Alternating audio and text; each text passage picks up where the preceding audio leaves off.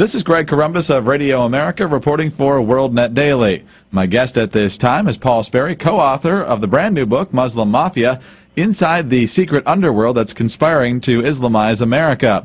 His co-author is Paul David Gabitz, who, along with his son, went undercover in some of these radical Islamist organizations in this country, including the Council on American Islamic Relations, known as CAIR, which has seen several officials in recent years be prosecuted on terrorism charges. And Paul, thank you very much for being with us today. My pleasure, Greg. Well, some Americans, as I mentioned, have certainly seen CAIR, as this organization is called, in the news.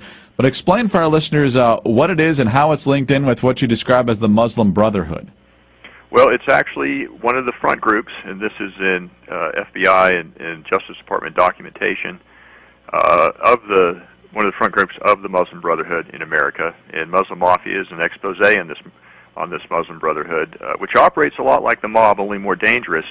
And we have a special investigative focus based on this unprecedented undercover operation inside the headquarters of the Council on American Islamic Relations, which is under investigation by not only the FBI, but now also Congress, which, as you may know, held a press conference yesterday based on documents uncovered in our book, Muslim Mafia. Right. So your co-author and his son, Chris, decided to go undercover in these organizations. How did they get in, and what, above all else, were they looking for?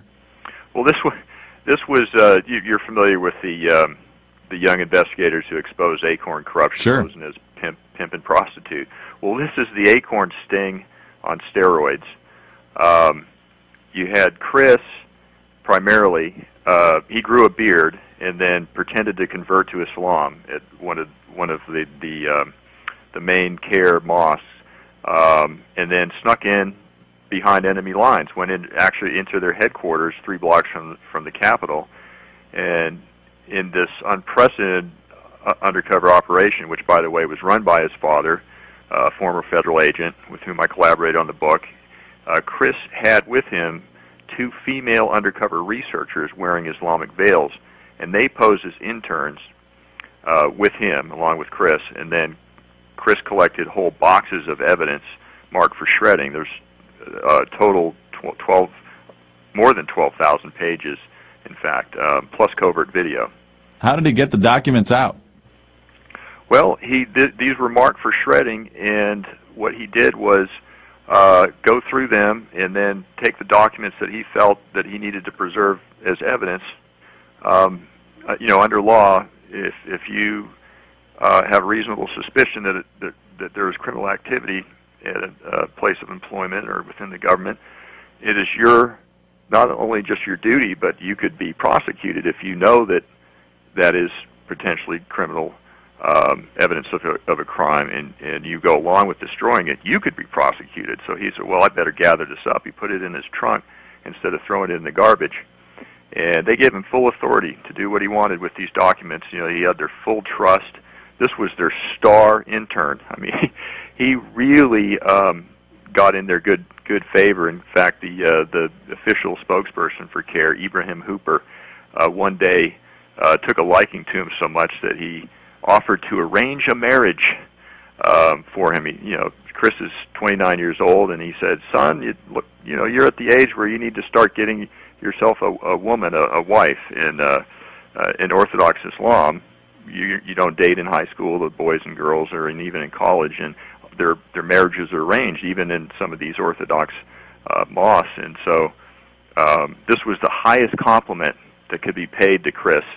To have somebody, a leader within CAIR, offer to arrange his marriage.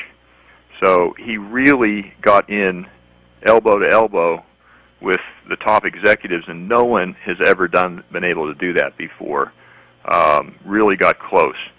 So he spied on the enemy and lived to tell about it, and this is the story in Muslim Mafia of a reverse infiltration, because they've done an alarmingly good job of infiltrating our institutions, and this is the first time, other than having some FBI moles who have gone into some of these mosques, these radical mosques, this is the first time we've had penetration of one of these front groups. What were they specifically looking for in the documents? What raised a red flag that they definitely knew they wanted to grab?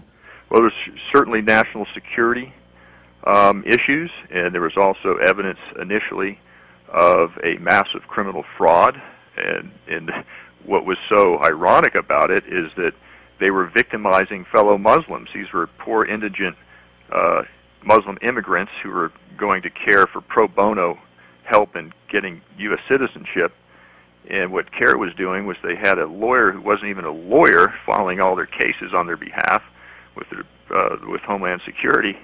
And he wasn't even, not only did he not have his license, he didn't even go to law school. He was a complete fraud, and he was shaking them down for tens of thousands of dollars. There was at least 30 victims. And when the victims started gathering together and saying, we're going to go to the media, we're going to sue you, CARE, if you don't, restore our money, because some of them have to sell their cars, their furniture, then we're going to go to the media. Well, CARE, boy, they went into damage control mode. They shut down an entire office in Herndon, Virginia. They scrubbed hard drives. They marked boxes to be shred and handed them to Chris. And then they actually threatened, they got their lawyers to threaten the victims and made them sign an agreement. Said, if you want any restitution, you're going to sign this agreement of confidentiality. You don't breathe a word of this to anyone, and if you do, we're going to sue you for $25,000 to repair the damage to our reputation. I mean, this is the cover-up. It wasn't just a crime, it was a cover-up at the highest levels within CARE. And so then that was the first thing, and then he started collecting evidence and finding evidence of CARE supporting terrorism. Paul, what are the ultimate goals of CARE, and what are some of the methods that they use to get there? The ultimate, right now, what's particularly alarming is the documents that were uncovered showing, these are memos and emails, showing their strategy to run a hostile influence operation targeting key Homeland Security committees in Congress. And the whole thing is designed to gut post-9/11 security measures to protect this country from another attack. And this is exactly what lawmakers at this press conference were so agitated about and concerned that CARE was planning spies inside Congress. In fact, in one of these memos, they actually say that we are going to put our people into these committees, and there's documentation that they already had it put at least 3 former CARE staffers in key positions on the Hill. And what they're trying to do is to influence the Patriot Act, trying to, just like you were talking about, the complete agenda, try and destroy our alliance with Israel. It goes from domestic policy to foreign policy. And in 1 year alone, one document says that they bragged about going to the Hill, separate trips, 72 separate trips, to try and repeal the Patriot Act, which of course is set up after 9/11 to help law enforcement crack down on terrorists. And this is the group that is part of the Muslim Brotherhood, bullying America into accepting Islamic law while getting rid of laws that protect us from terrorists. So this is the urgent situation that we're trying to bring to you and the American people's attention with this book, Muslim Mafia. So they're trying to bring in Sharia. Do they have goals of, government takeover or anything like that, or is it more just of a gradual seeping infiltration into the culture? That is the ultimate goal. They even talk about in their documents, even if it takes 100 years, this is what we're going to establish, Sharia theocracy in America. But what they immediately want to do is roll back these anti-terrorism measures, and the CARE and its sister organization, the ISNA, which stands for the Islamic Society of North America, they are the spearhead of the Muslim Brotherhood conspiracy to penetrate Washington and infiltrate key agencies. And this is the language they use in their documentation that's been recently declassified by the FBI. Sabotage them once they're in and destroy our entire system.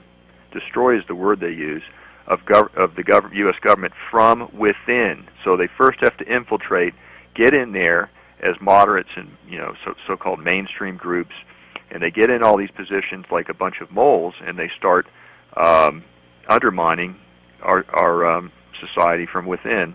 And this is all spelled out in secret Muslim Brotherhood documents the FBI found, and this is in the second half of the book. I piece all this together. They found in a sub-basement of a terror suspect in Annandale, Virginia. And then they put that in actually the largest federal financing case in U.S. history, the Holy Land Foundation. They offered that as evidence, as court exhibits, and to do that they had to declassify it, and we piece that all together. American people don't even know about this because the media didn't even really cover that trial. So in the second half of the book, we really piece together this conspiracy.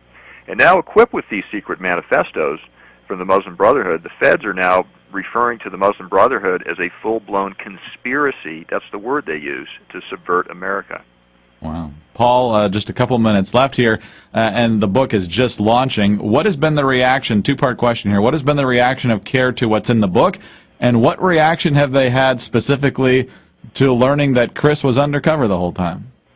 Well, they, like Chris said to me the other night, he said, I'd love to know, be a fly on the wall in there. They're probably in complete panic mode because they really were blindsided by their very secretive operation.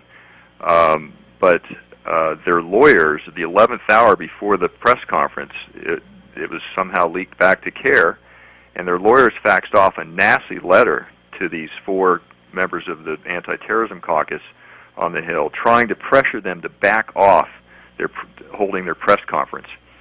And CARE has a whole army of lawyers who do nothing but wage legal jihad against critics to prevent the truth from coming out about them.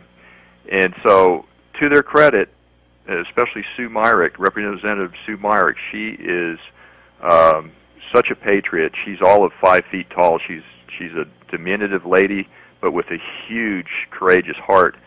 And she said, "No, I'm not going to back down like all these other people to these." She knows that they're an unindicted terrorist co-conspirator. They've been named by the Justice Department as such, and she has evidence that they're trying to plant spies inside Congress. So she went ahead with it, and the 3 other members of Congress joined her, much to CARE's chagrin. But this type of tactic they use, this bullying tactic, is precisely why we wrote this book, to expose this bullying by a terrorist front group. And you have to ask yourself, what are they so worried about? What do they have to hide in these documents, which, by the way, they did not deny the authenticity of in that letter to these congressmen?